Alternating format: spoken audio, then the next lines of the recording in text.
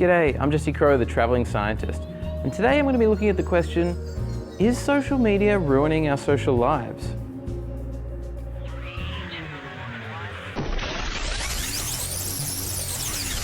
Social media plays a huge role in our everyday lives.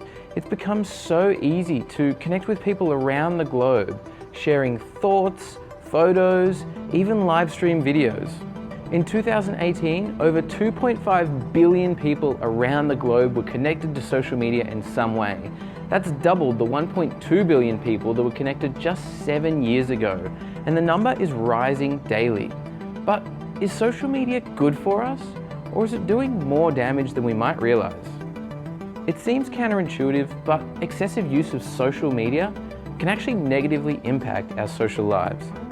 As we spend more time interacting online, we miss out on regular social practices. Simple things like meeting people, holding a conversation, and telling a story. These things can be really challenging to people if they're not practiced regularly. A 2017 study printed in the American Journal of Preventive Medicine showed that people who spend more time on social media are twice as likely to feel socially isolated, making it more difficult for them to engage with other people and share fulfilling relationships. And as well as impacting on our social lives, social media also has various effects on our mental health. A 2014 study in Austria showed that after spending 20 minutes on Facebook, a lot of people were in a really bad mood afterward. Some of them felt ignored, and some of them were suffering from FOMO, that's fear of missing out.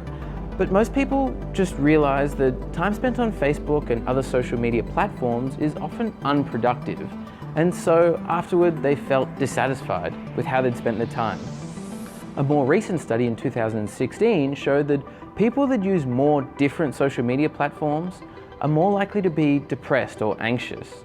And it's possible that switching constantly between these different social media platforms is emotionally draining, but it's also quite likely that people who have a higher propensity to be depressed are also more likely to use more different social media platforms. We're just not sure.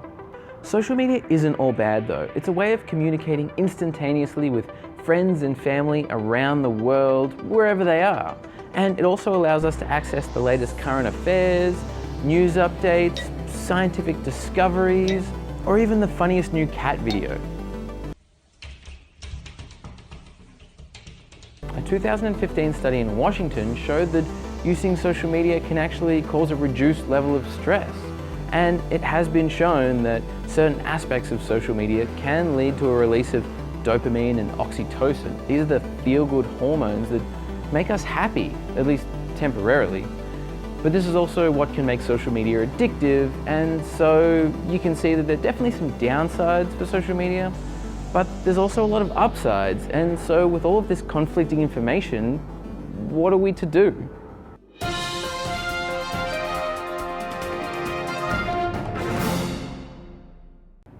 Well, I can tell you that humans need social interaction. We crave it.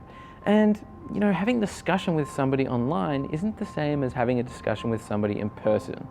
Similarly, you can't really simulate a good handshake, high five, or a hug through social media. You just can't do it.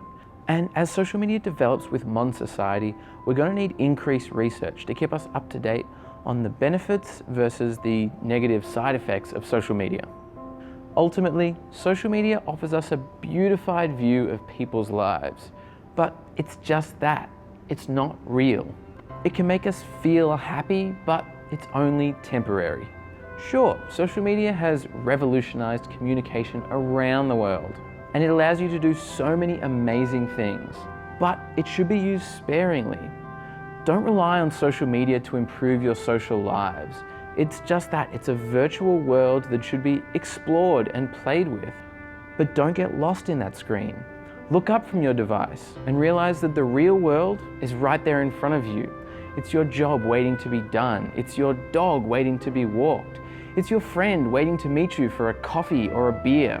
But they won't wait forever. So give social media a rest, get out there and live your life. Anyway, that's all for today, guys. If you agree that social media is killing our social lives, click the like button down below and let me know what you think about social media platforms like Facebook, Instagram, and Twitter in the comments section down below. finally, make sure you subscribe for more traveling science every single week. Next week's video is going to be all about the brain. How does it work? What do we know and what don't we know? So that's next Science Sunday. I'll see you then. Cheers.